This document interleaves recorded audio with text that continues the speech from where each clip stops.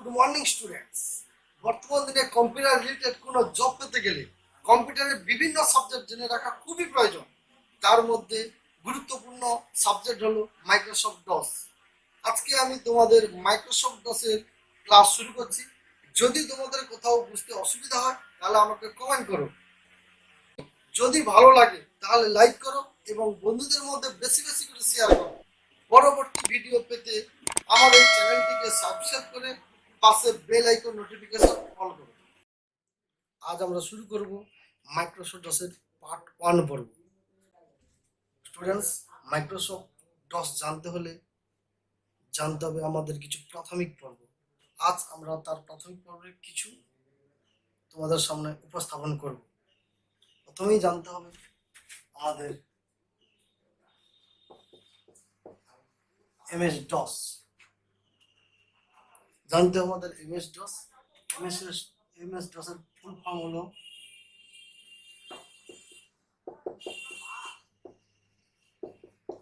Microsoft disk operating system.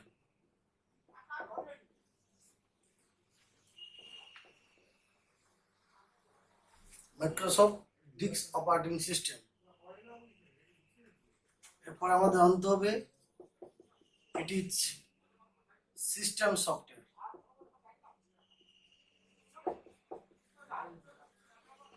It is system software. System কি জিনিস? না, সিস্টেম কোনো কিছু জানতে হলে তার সিস্টেম জানতে হবে। আমাদের কম্পিউটার জানতে হলে বা কম্পিউটারের বিষয়ে কিছু নলেজ নিতে হলে আমাদের সিস্টেম মাস্ট জানতে হবে। সিস্টেম ছাড়া কোনো কিছু কাজ করা যাবে না। এখানে থাকছে it is command supported. Command supported. It is command supported. Command মানে পথ। নির্দিষ্ট কিছু কমান্ড আছে যা ছাড়া আমরা কিছু কাজ করতে পারবো না। 4 2 types of command. 2 types of command.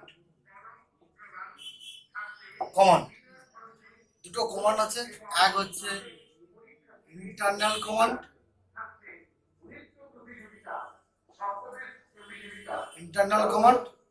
আর 2 থাকছে external command.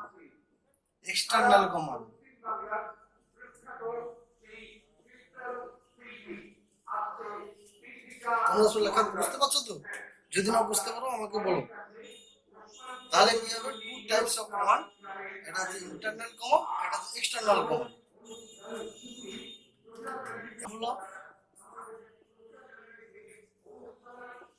Example of internal command.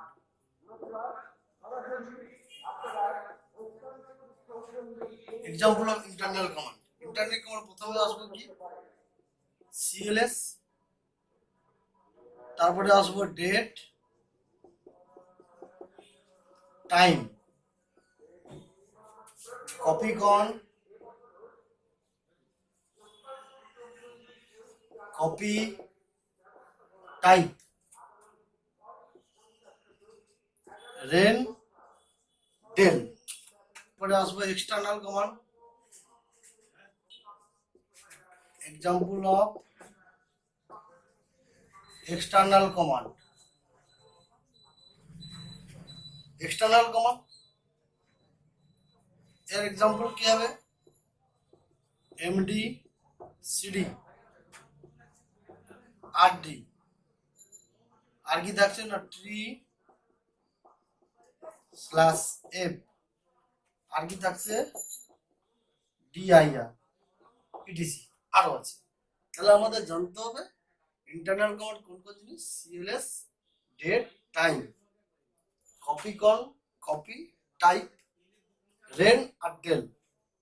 R example of external command কি হবে? আমাদের MD, CD, RD, tree slash F, DIR. এটা তো জানতে হবে। এবারে প্রথম জানি সিএলএস এর কাজ কি। না, সিএলএস কাজ হচ্ছে স্ক্রিন পরিষ্কার করি। সিএলএস এর সাহায্যে আমাদের স্ক্রিন পরিষ্কার হবে। ডেট, সিস্টেমের যা ডেট থাকবে ওই ডেটটা আমরা দেখতে পাবো। টাইম, টাইমও সেম জিনিস। সিস্টেমের যা টাইম থাকবে আমরা ওই টাইমটাও দেখতে পাবো। কপিকন কনের কাজ কি না নতুন ফাইল তৈরি করবে। এমএস ডসের ক্ষেত্রে যখনই তুমি ফাইল তৈরি করবে নতুন তখনই কপি কমান্ড দিতে হবে। এরপরে কপি ও ডুপ্লিকেট ফাইল তৈরি করতে হলে কপি কমান্ড দিতে হবে। নাহলে তুমি একটা ফাইল তৈরি করছো, ওই ফাইলটা কেউ ডিলিট করে দিতে পারে। তার জন্য তোমার কি করতে হবে না একটা ডুপ্লিকেট ফাইল তৈরি করে রাখতে হবে। এই কপির সাহায্যে ডুপ্লিকেট ফাইল তৈরি হবে। এরপরে থাকছে আমাদের টাইপ। টাইপ মানে তুমি যে কপি কমান্ড দিয়ে যে ফাইলটা তৈরি করছো সেই ফাইলটা যদি দেখতে চাও তাহলে টাইপ দিতে হবে। রেন ফাইলের নাম যদি পরিবর্তন করতে চাও, একটা ফাইলের যা কিছু ছিল তথ্য আর একটা ফাইলে ট্রান্সফার করা হচ্ছে রেন। আর ডেল কোনো ফাইলকে ডিলিট করতে চাইলে ডেল কমান্ড ব্যবহার করতে হবে। এবার চলে আসি example of external command. External কমান্ডের ক্ষেত্রে থাকছে এমডি। এমডি হচ্ছে মেক ডাইরেক্টরি, মানে ডাইরেক্টরি তৈরি করতে গেলে তোমাকে এমডি দিয়ে ডাইরেক্টরি তৈরি করতে হবে। সিডি, সিডি হচ্ছে চেঞ্জ ডাইরেক্টরি, মানে এমডি দিয়ে তুমি যে ডাইরেক্টরি তৈরি করবো সিডি দিয়ে সেই ডাইরেক্টরির ভেতরে প্রবেশ করাতে পারবে। আরডি, আরডি দিয়ে ডাইরেক্টরি ডিলিট করা হবে। তাহলে ফাইল ডিলিট করতে হলে ডেল কমান্ড, আর ডাইরেক্টরি ডিলিট করতে হলে আরডি কমান্ড। TR//এর এই কমান্ডটার কাজ কি? এই কমান্ডের কাজ হচ্ছে ছক অথবা চার্টের আকারে তোমাকে দেখিয়ে দেবে। ডিআইআর এর কাজ কি? ডিআইআর এর কাজ হচ্ছে সমস্ত ফাইল এবং ডাইরেক্টরি তোমাকে দেখাবে। প্রথমে জানতে হবে আমি ডস চ্যাপ্টার খুলবো কি করে। তাহলে লিখতে হবে স্টার্ট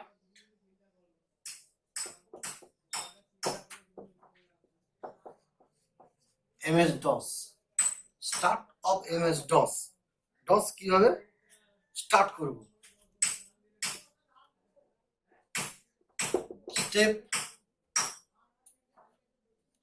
স্টেপ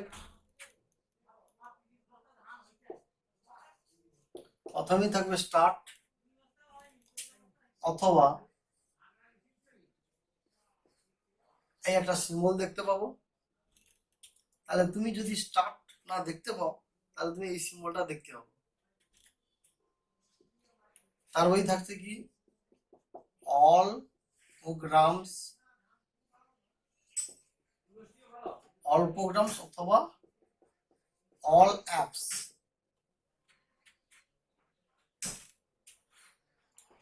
তারপরে থাকছে কি অ্যাক্সেসরিজ,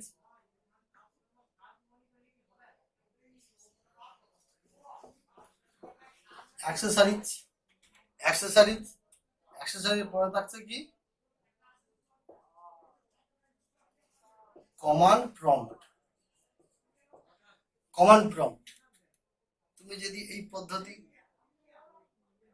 যদি খুঁজে না পাও তাহলে কি হবে, আরেকটা পদ্ধতি আছে। কিরকম না এও স্টার্ট থাকবে, স্টার্ট থাকলো, থাকার পর তুমি কি করবো সার্চের যে বক্স থাকবে তুমি এই বক্সে কি করবে না কমান্ড প্রম্পট লিখবে, লিখে এই এন্টার চিহ্নটি দিয়ে দেবে। যা দিয়ে দিলাম সঙ্গে সঙ্গে তোমার সামনে এইভাবে উপস্থিত হবে,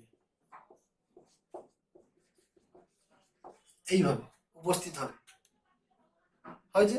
তাহলে C:/HP ইউজার, তোমাকে জানতে হবে সিটা কি। সিটা হচ্ছে সিস্টেম ফোল্ডার অথবা ডাইরেক্টরি, অথবা সিস্টেম ডাইরেক্টরি, DIRECTOR ডাইরেক্টরি।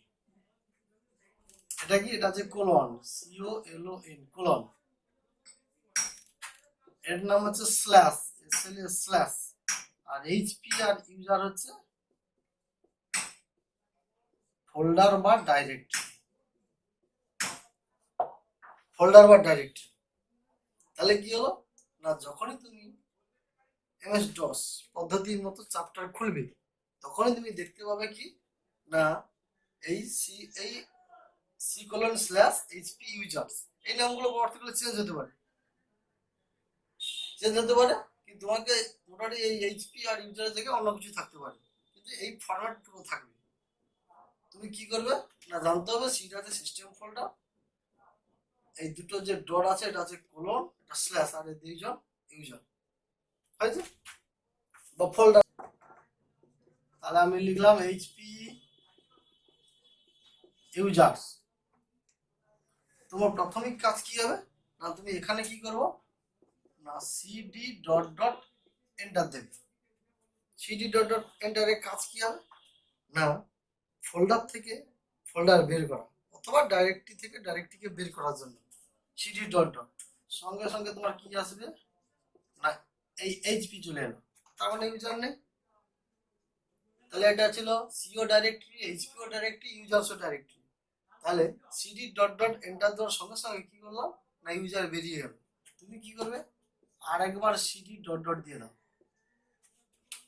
দিয়ে দিলাম, সঙ্গে সঙ্গে কি হলো এইচপিও বেরিয়ে গেল। এরপরে তোমাকে ইন্টারনাল কমান্ডের ছিল সিএলএস। সিএলএস এর কাজ কি ছিল না পুরো স্ক্রিন পরিষ্কার করবে। যখন তুমি সিএলএস দিয়ে এন্টার মারছো ও কি করবে পুরো স্ক্রিন পরিষ্কারে তুমি কি করবে AC colon slash greater than চলে এলো, হলো। তোমাকে এবার কি করতে হবে না প্রথম ডেট লিখে এন্টার দিতে হবে। ডেট লিখে এন্টারে কাজ দিলেই কি হবে না এখানে দেখাবে না the system date is system date দেখাবে। ধরো আজকে কত তারিখ না 13/10/2023 দেখালো। সঙ্গে সঙ্গে নিচে কি দেখাবে এন্টার নিউ ডেট দিয়ে এখানে দেওয়া হবে DDMMY1।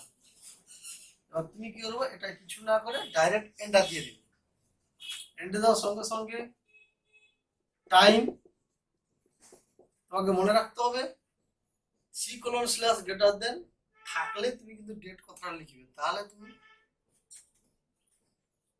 প্রপার জিনিস দেখতে পাবে। তুমি যদি এখানে ডেট দিয়ে দাও ও কিন্তু আসবে না, ভুল মেসেজ দেখাবে। সেই জন্য কি করলো ডেট এবং টাইম দিলাম, ডেট টাইম দিলাম। টাইমে কি দেখাবে দি সিস্টেম টাইম ইজ 9:44 সঙ্গে সঙ্গে এখানে দেখাবে এন্টার নিউ টাইম, এখানে তুমি এন্টার দেবে।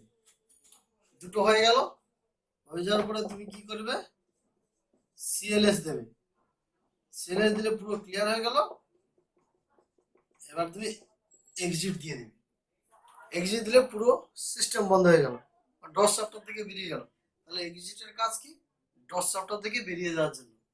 তাহলে আমরা কি করলাম প্রথম ছিলাম C:/HP ইউজার ছিল, ওখান থেকে কি করলাম না সিডি ডট ডট মারলাম। সিডি ডট ডটের কাজ কি সিডি ডট ডটের কাজ হচ্ছে ফোল্ডার থেকে ফোল্ডারকে বের করার জন্য। তাহলে প্রথম কি করলাম সিডি ডট ডট মেরে ফোল্ডার বের করে দিলাম। তারপরে কি করলাম না তখন এইচপি ছিল, এইচপিতে কি করলো আবার সিডি ডট ডট মারলাম। ডট ডট মারার সঙ্গে সঙ্গে কি হলো শুধুমাত্র C:/গ্রেটার দেন থাকলো। ওখানে কি করলাম সিএলএস দিলাম, সিএলএস দিয়ে এন্টার দিয়ে দেওয়ার সঙ্গে সঙ্গে পুরো স্ক্রিন পরিষ্কার হয়ে গেল। এবার আমি এক্সিট মারলাম, এক্সিট মেরে আমি বেরিয়ে গেলাম ডস সফটওয়্যার। তাহলে তোমরা নিশ্চয়ই বুঝতে পেরেছো আজকের যে MS-DOS এর পার্ট 1 তোমাদের পড়ালাম, এটা সম্পূর্ণটাই থিওরি। এর প্র্যাকটিক্যালটা আমরা পরে ক্লাসে করব। যদি থিওরি তোমরা ভালোভাবে বুঝতে পারো তাহলে তোমাদের প্র্যাকটিক্যাল করতে কোনো অসুবিধা হবে না। ঠিক পরের ক্লাসে আমরা প্র্যাকটিক্যাল করব। আজ যেভাবে তোমরা উপস্থিত হয়েছো ঠিক পরের ক্লাসে সেম তোমরা উপস্থিত হবে। ঠিক আছে, পরের ক্লাসে তোমাদের সঙ্গে দেখা হবে।